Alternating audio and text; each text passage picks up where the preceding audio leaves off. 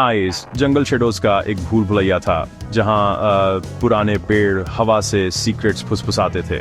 पुराने बरगद के पेड़ के नीचे रोहन अकेला खड़ा था। ठंडी हवा में उसकी सांसें तेज थीं। मेरे हाथ में तेज दर्द हो रहा था। मैं कांटों से गुजरा था, लेकिन मैंने उसे इग्नोर किया। मेरी आंखें पेड़ पर टिकी थीं।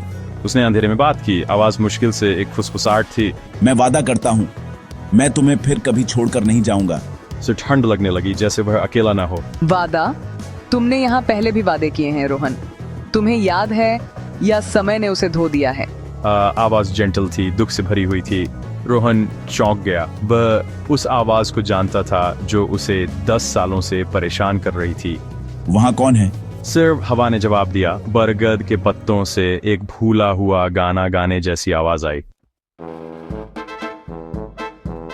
सालों पहले जंगल रोहन का खेल का मैदान था और मीरा हमेशा उसके साथ रहती थी। बरगद के नीचे उन्होंने एक चमकदार लाल धागा पेड़ के तने पर बांधा। ये धागा हमें हमेशा के लिए बांध देगा।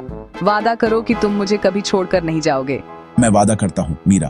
और उनके हाथों ने मिलकर काम किया, धागे को गांठ लगाई। बचपन की इनोसेंस में एक कसम सील की गई। सूरज, धरती और इस पेड़ की कसम, हमारी दोस्ती हमेशा के लिए रहेगी। उनके लिए ये सिर्फ एक गेम से बढ़कर था। यह एक पवित्र समझौता था। मैं ये वादा कभी नहीं तोड़ूंगा। ये याद अब रोहन के दिल को चाकू की तरह काट रही थी। जैसे जैसे रोहन बड़ा हुआ, शहर ने उसे बुलाया और वादा फीका पड़ गया। मैं तुम्हारे लिए वापस आऊंगा मीरा। लेकिन शहर का खिंचाव मजबूत था। लेटर्स कम आने लगे, वादे अस्पष्ट हो गए। मीरा बरगद के पास इंतजार करती रही, लाल धागे को सहलाती रही। जैसे जैसे सीजन्स गुजरते गए, गांव वालों ने उसकी उम्मीद को कम होते देखा, लेकिन वह लौटती रही, आखिर तक वफादार रही। एक तूफानी रात, ट्रेजेडी हुई। मीरा पेड़ के नीचे बेजान पाई गई। कुछ लोगों ने कहा कि उसका दिल टूट गया था, एक अधूरा वादा तोड़ने की वजह से। खबर रोहन तक शहर में पहुंची। गिल्ट से उसकी दुनिया बिखर गई। लाल धागा जो कभी चमकीला था, काला पड़ गया। जो अतीत उसने पीछे छोड़ दिया था, हिसाब अब Schau Tourism Tory Mamar or das my brat were be wiser or a wet rees why the bigger ow 10 साल बाद रोहन पछतावे से वापस लौटा। उसे लाल धागा मिला जो अब सड़ा हुआ और काला था, बरगद से लटक रहा था। मीरा, मुझे बहुत अफसोस है, प्लीज मुझे माफ कर दो। और एक शैडो उभरा, एक लड़की का सिलहूट हिलता हुआ फिर सॉलिड हो गया। झूठे, तुम्हारे वादे बेकार हैं। तुम मुझे हमेशा के लिए इंतजार करने के लिए छोड़ गए। रोहन पीछे हट गया। डर बढ़ता गया, जैसे शैडो मीरा का भूत बन गया। हवा ठंडी हो गई, बरगद की डालियां मुड़ गईं, उसके चारों ओर सांप की तरह लिपट गईं।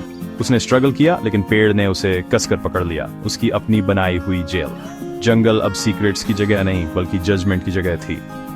उसकी सबसे बड़ी असफलता का गवाह अब उसे बंदी बनाए हुए था।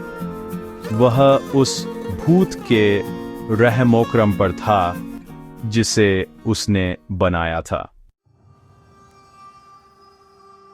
मीरा का भूत करीब आया। उसका चेहरा पीला था, आंखें खोखली थीं। एक वादा एक कर्ज है रोहन, उसे तोड़ने से मौत आती है।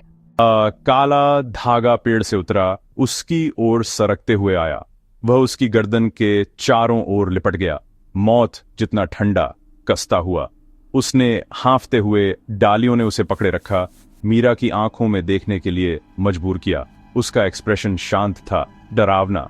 आखिरकार न्याय मिला। तुम वादे करने में बहुत अच्छे हो रोहन। अगला तुम मुझसे क्या वादा करोगे?